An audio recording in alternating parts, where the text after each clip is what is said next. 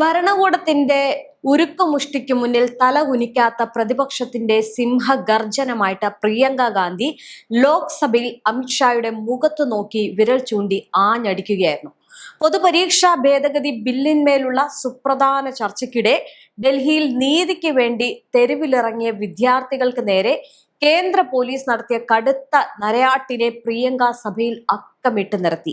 സ്വന്തം അവകാശങ്ങൾക്കായിട്ട് സമാധാനപരമായി പ്രതിഷേധിച്ച വിദ്യാർത്ഥികളെ തീവ്രവാദികളെ പോലെ നേരിടാൻ ആഭ്യന്തരമന്ത്രി അമിത്ഷായോ പ്രധാനമന്ത്രിയോ നേരിട്ട് ഉത്തരവിട്ടിട്ടുണ്ടോ എന്ന് നെഞ്ചു വിരിച്ചു നിന്ന് പ്രിയങ്ക ചോദിച്ചപ്പോൾ ഭരണപക്ഷ ബെഞ്ചുകൾ ഒന്നടങ്കം നിശബ്ദമായി. പരീക്ഷാ ക്രമക്കേടുകൾക്കെതിരെ ശബ്ദമുയർത്തിയ രാജ്യത്തിന്റെ ഭാവി തലമുറയ്ക്ക് നേരെ കണ്ണീർ വാതകവും പെല്ലറ്റ് ഗണ്ണുകളും പ്രയോഗിച്ച കേന്ദ്ര നയത്തിന്റെ പൊള്ളത്തരങ്ങളെ സഭയ്ക്ക് മുന്നിൽ അവർ പൂർണ്ണമായിട്ട് കീറി മുറിച്ചു. അധികാരത്തിന്റെ അഹങ്കാരത്തിൽ യുവതലമുറയുടെ വിശ്വാസം തകർക്കുന്ന പ്രധാനമന്ത്രി നരേന്ദ്രമോദിയുടെ PR തന്ത്രങ്ങളെയും ക്യാമറ സ്റ്റണ്ടുകളെയും പ്രിയങ്ക ഗാന്ധി തന്റെ മാസ് ഡയലോഗുകളിലൂടെ പൂർണ്ണമായിട്ടും പൊളിച്ചെടുക്കുകയായിരുന്നു. പോലീസ് മർദ്ദനമേറ്റ RML ആശുപത്രിയിലെ തീവ്ര പരിചരണ വിഭാഗത്തിൽ മരണത്തോട് മല്ലടിക്കുന്ന ഒരു വിദ്യാർത്ഥിയെയും അവന്റെ കുടുംബത്തെയും സന്ദർശിച്ച അനുഭവം അതീവ തീക്ഷ്ണമായാണ് പ്രിയങ്ക സഭയിൽ വിളിച്ചു പറഞ്ഞത്. സ്വന്തം കുഞ്ഞ് ICUവിൽ കിടക്കുമ്പോഴും ഭരണകക്ഷി നേതാക്കൾ അവിടെ എത്തി ക്യാമറകളുമായി വന്ന് വീഡിയോകൾ ചെയ്യുകയാണ് എന്ന് ആ കുട്ടിയുടെ അമ്മ തന്നോട് ദേഷ്യത്തോടെ പറഞ്ഞതായിട്ട് പ്രിയങ്ക ഓർമ്മിപ്പിച്ചു. ജനങ്ങളുടെ കണ്ണീരിലും ക്യാമറ ആംഗിളുകളിൽ തിരയുന്ന ഭരണാധികാരികളുടെ ക്രൂരമായിട്ടുള്ള കപട രാഷ്ട്രീയത്തിന്റെ മുഖംമൂടിയാണ് പ്രിയങ്ക സഭയിൽ വലിച്ചു കീറിയത്.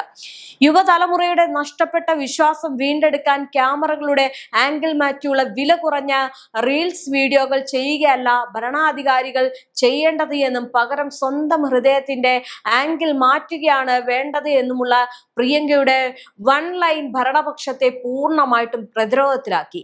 മുൻപ് വനിതാ സംവരണ ബില്ലിന്റെ ചർച്ചയ്ക്കിടയിലും അമിത്ഷായുടെ രാഷ്ട്രീയ കൗശല്യങ്ങളെ നോക്കിക്കൊണ്ട് ഇന്ന് ചാണക്യൻ ജീവിച്ചിരിപ്പുണ്ടായിരുന്നെങ്കിൽ നിങ്ങളുടെ ഈ ഒരു കള്ളക്കളികൾ കണ്ട അദ്ദേഹം പോലും ഞെട്ടിപ്പോകുമായിരുന്നു എന്ന് പ്രിയങ്ക പരിഹസിച്ചിരുന്നു. അതിന്റെ ആവർത്തനം എന്നോണം പരീക്ഷാ ക്രമക്കേടുകളിൽ രാജ്യത്തെ ദശലക്ഷക്കണക്കിന് വിദ്യാർത്ഥികളുടെ ഭാവിയെ വെച്ചു കളിക്കുന്ന കേന്ദ്രത്തിന്റെ ആഭ്യന്തര മന്ത്രാലയത്തിന്റെ പരാജയങ്ങളെ കടന്നാക്രമിച്ചുള്ള പ്രിയങ്കയുടെ ഈ ഒരു പുതിയ മാസ് അവതാരം ഇന്ത്യൻ പ്രതിപക്ഷ രാഷ്ട്രീയത്തിലെ ഏറ്റവും ശക്തമായിട്ടുള്ള ശബ്ദമായിട്ട് മാറിയിരിക്കുകയാണ്. ഒന്ന് പറഞ്ഞാൽ അമിത്ഷായെ ഇരുത്തി വിറപ്പിച്ചിരിക്കുന്ന പ്രസംഗമായിരുന്നു ഈ പ്രിയങ്ക ഗാന്ധി നടത്തിയത്. ആ ഒരു ഭാഗം കാണാം. ശ്രീമതി പ്രിയങ്ക ഗാന്ധി വാഡ്ര.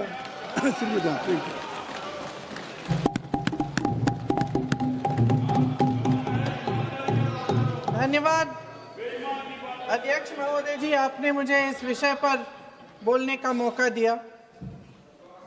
कुछ दिनों पहले हम राम मनोहर लोहिया अस्पताल गए थे।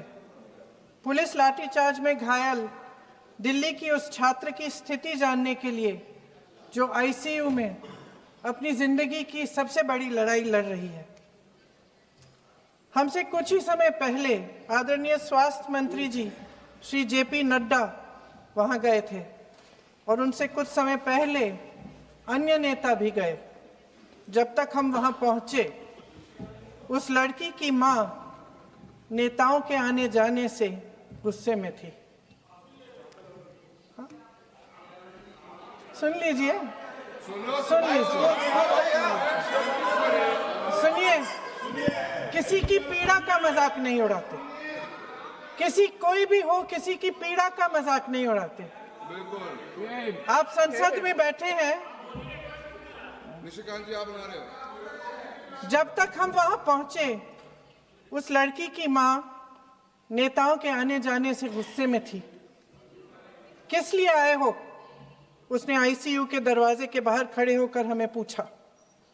हमारे सामने कांपते हुए हाथ जोड़े कहने लगी कि धन्यवाद आप आए हैं, ठीक है, मगर मुझे किसी से नहीं मिलना, मुझे किसी से बात नहीं करनी। महोदय, उस माँ की पीड़ा से उसका पूरा शरीर कांप रहा था, लेकिन उसने दृढ़ आवाज में कहा, सुबह से बड़े बड़े लोग यहाँ आ रहे हैं, एक के बाद एक वीडियो बना रहे हैं, वह भी आए जिन्होंने मेरी बेटी का ये हाल किया है। किस लिए? उसने हमसे पूछा, किस लिए? मेरी बेटी की बलि तो चढ़ गई है, लेकिन उसे कुछ भी हो जाए तो मैं उसके लिए अपने आप लड़ूंगी। मुझे किसी की मदद नहीं चाहिए, मैं अकेले लड़ लूंगी। महोदय, शायद मुझे यहाँ खड़े होकर सबके सामने ये बात नहीं कहनी चाहिए, मगर उस माँ की गुहार ने मुझे शर्मिंदा किया। उसके दिल के टूटने की वो आवाज़ जो अस्पताल की दीवारों से में गूंज रही थी, मेरे मन में अभी भी गूंज रही है। इसलिए उस माँ की इजाज़त लिए बिना मैं आपके द्वारा आदरणीय प्रधानमंत्री महोदय जी और आदरणीय गृह मंत्री महोदय जी से पूछना चाहती हूँ कि क्या ज़रूरत थी एक मासूम बच्ची पर इस तरह दमन करने की? क्या ज़रूरत थी उन छात्रों पर आंसू गैस चलवाने की, उन पर लाठियां बरसाने की, उन पर वाटर कैनन्स चलवाने की? क्या ज़रूरत थी उन नौजवान लड़कियों को जलील करते हुए उनके कपड़े फाड़ने की, उनको बेरहमी से गंदी तरह पिटवाने की? देश के युवाओं पर पैलेट गन्स और AK-47 चलवाने की क्या आवश्यकता थी? क्या वे आतंकवादी थे? क्या आतंकवादी हैं? टेररिस्ट हैं? हाँ, कांग्रेस बोल रही है। हाँ, कांग्रेस बोल रही है। जवाब दीजिए, जवाब दीजिए।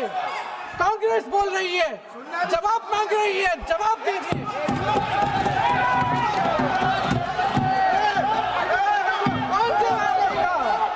कौन जवाब देगा?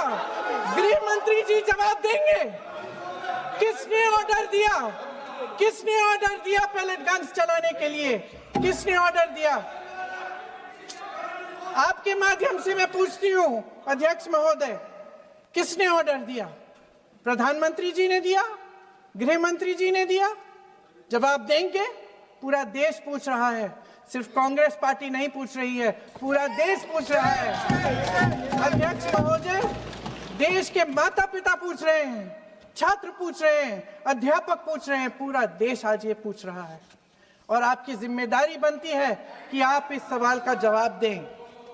क्यों डरते हैं आप इस देश के नौजवानों से? क्यों डरते हैं आप इस देश की बुलंद आवाज से? और उस आवाज को दबाने का हक आपको किसने दिया है? महोदय, ये सदन यहाँ बैठे हुए सांसदों की जागीर नहीं है, ये इस देश की अमानत है। यहाँ बैठे हम सब इस देश की जनता, इस देश के युवाओं, बुजुर्गों, गरीबों, अमीरों और सब धर्मों, सब वर्गों के देशवासियों के सेवक हैं। हम उनके प्रतिनिधि हैं और ये सत्ता हमें उन्होंने ही दी है।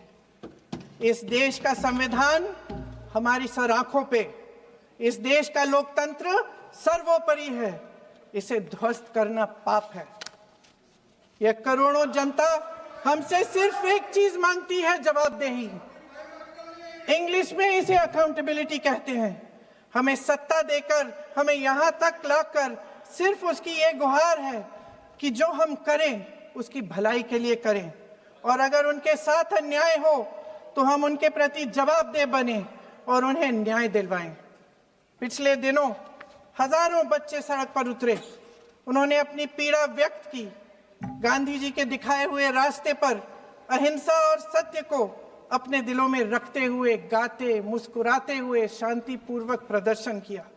लोकतंत्र के सबसे पवित्र सिद्धांत के तहत उन्होंने अपनी आवाज उठाने का अधिकार कायम किया। ये उस भारत के बच्चे हैं जो गांव में रहते हैं, जो महानगरों में रहते हैं, जो छोटे कस्बों में, छोटे शहरों में रहते हैं, जहां माँ अपने गहने बेच देती है, पिता अपनी जमीन गिरवी रख देता है, एक परिवार अपनी पूरी जिंदगी की कमाई बच्चे के सपने पर खर्च देता है। और अब उन्हीं बच्चों को लगने लगा है कि आज इस देश में मेहनत से ज्यादा बेईमानी मायने रखती है, मेरिट से ज्यादा पैसा मायने रखता है। तब सिर्फ एक छात्र नहीं हारता, उम्मीद हारती है। इन परेशान बच्चों ने अपनी उम्मीदें आपसे साझा की। उनकी मांगे क्या थी?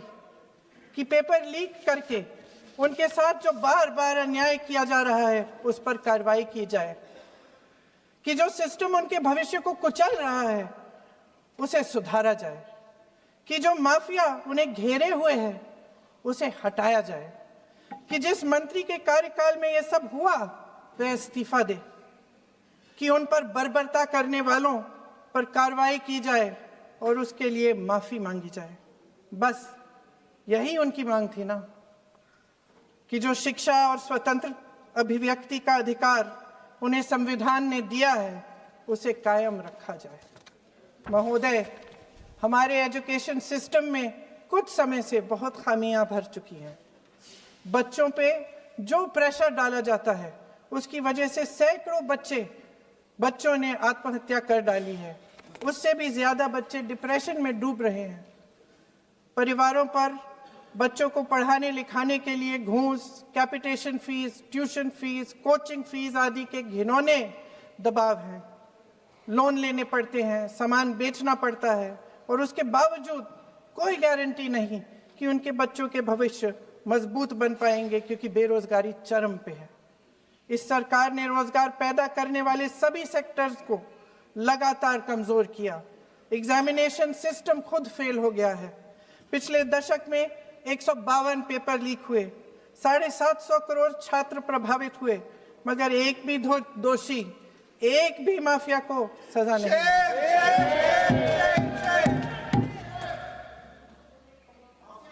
हमारे एजुकेशन में आरएसएस के प्रचारकों को भर भर कर उसे खोखला बना दिया है। जबरदस्ती एनटीए बनवाकर सिस्टम का केंद्रीकरण करके उसे और भी उलझा दिया। देश के कुल बजट में, हाँ जी जबरदस्ती, आपने अभी अभी सुना तमिलनाडु के हमारे साथी क्या कह रहे थे। देश के कुल बजट में एजुकेशन बजट की हिस्सेदारी हर साल बढ़ाने की बजाय घटती जा रही है। 1.4 लाख करोड़ रुपया का पूरा बजट एजुकेशन बजट है और 1.32 लाख करोड़ सिर्फ नीट देने वाले 22 लाख बच्चों के परिवारों से हर साल खींचा जाता है। एक और शर्मनाक आंकड़ा भी है। 1.4 लाख करोड़ रुपया हमारा पूरा एजुकेशन बजट और 16 लाख करोड़ रुपए जो मौजूदा सरकार ने बड़े उद्योगपतियों के लोन माफ किए हैं।